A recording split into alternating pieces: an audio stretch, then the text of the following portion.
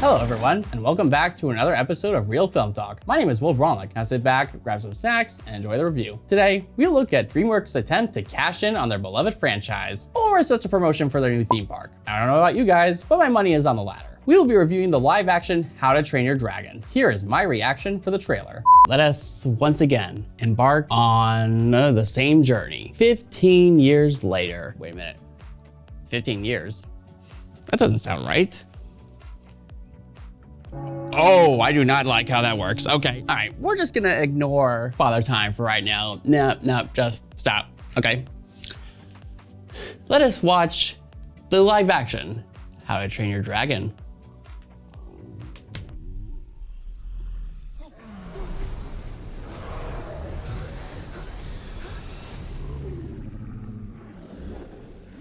I mean, okay, yeah, it's a pretty familiar shot right there. It's okay. I won't hurt you.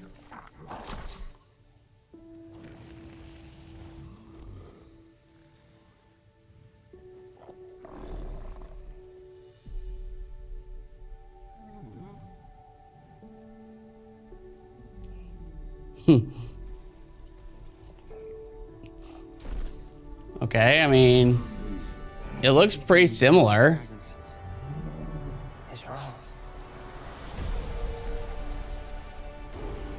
Hi, Gerard Butler. Of course you're bringing him back as stoic. Right now. I'm the first Viking who wouldn't kill a dragon. First to ride one, though. Okay. Yeah, that's true.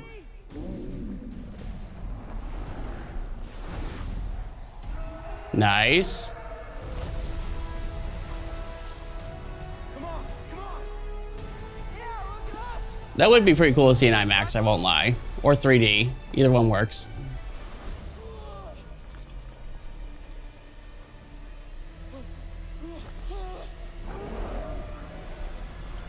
Oh, what's gonna happen here?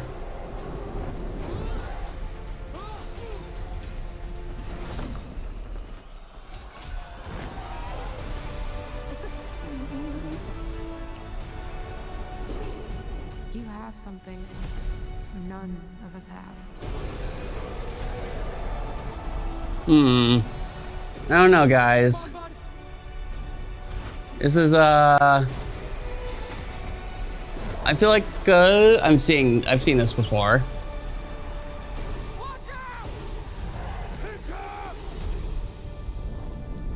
Yeah, I've seen these shots before.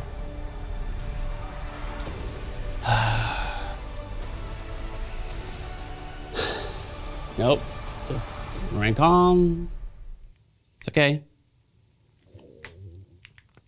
So, I'm going to be completely honest. It just looks like it's gonna be the same exact storyboard where it's like obviously Hiccup is gonna befriend Toothless, how they meet, and the visuals still look pretty amazing compared to the animated version. It just seems pointless because since it looks like Dreamworks is now throwing their hat into the ring in terms of live action remakes of their classics, it just looks like it's shot for shot of the original. And if you just tell the exact same story with practically no differences at all, then I'm sorry, but I could just consider that lazy story writing or storytelling.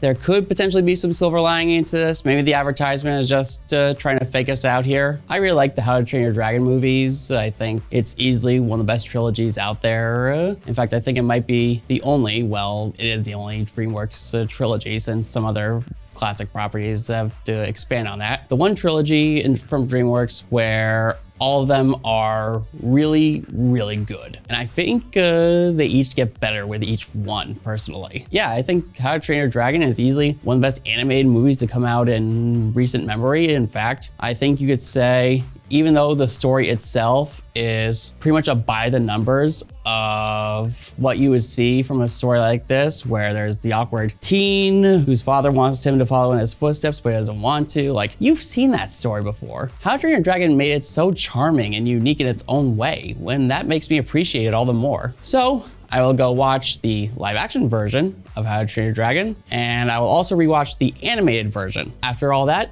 I will give you my general thoughts.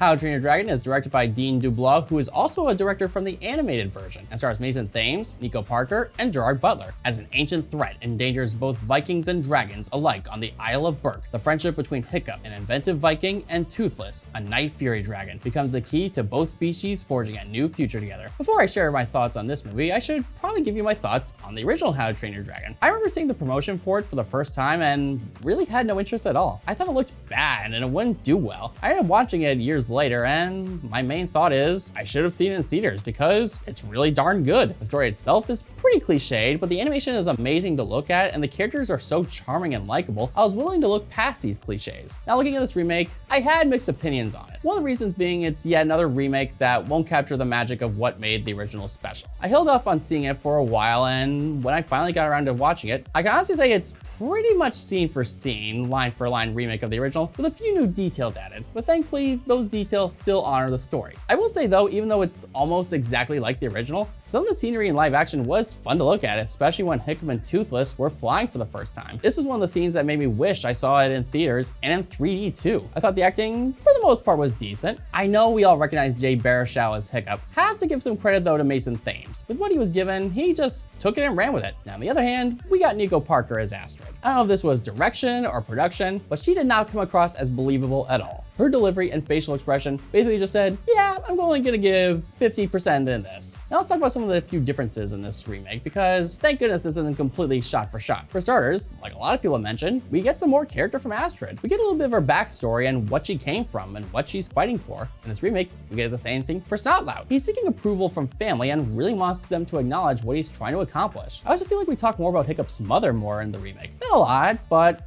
in the original, we only get one reference towards his mother, and it's reference to a pretty obvious adult joke. From what I understand, we're getting a sequel, and oh boy, you guys aren't ready for this if you haven't seen the animated sequel. The other character we see more of is the village elder, Gothi. She's been in some more scenes guiding Stoic and his group, as well as observing the dragon training. So nothing major changed from the original, but keeping it reasonably fresh and unique. In the end, the live action How to Train Your Dragon is harmless enough it won't be insulting to the original, even though it lacks creativity in some areas, mostly with it being a copy and paste. My grade for How to Train Your Dragon 2025 will be a B. Thank you all for watching this review. I hope you all enjoyed it. Until next time, this is Will Braunlich, and I will see you at the movies. Save a seat for me.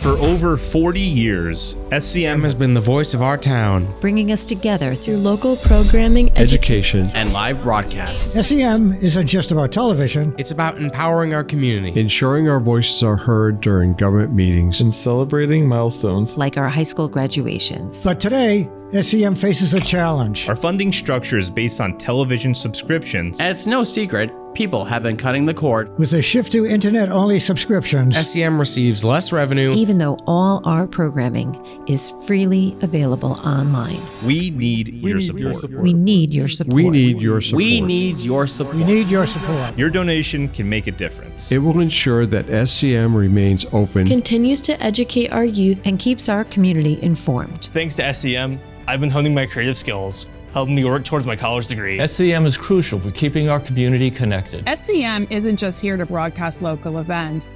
They're actually preserving Simsbury's history. Join us. Join us in preserving Simsbury's voice. Simsbury's voice. Together we can ensure that SCM continues to thrive for generations to come. Visit our website or scan the QR code on your screen to make your donation. Every contribution counts. Thank you for supporting Simsbury Community Media, where your town, your schools, and your government come together.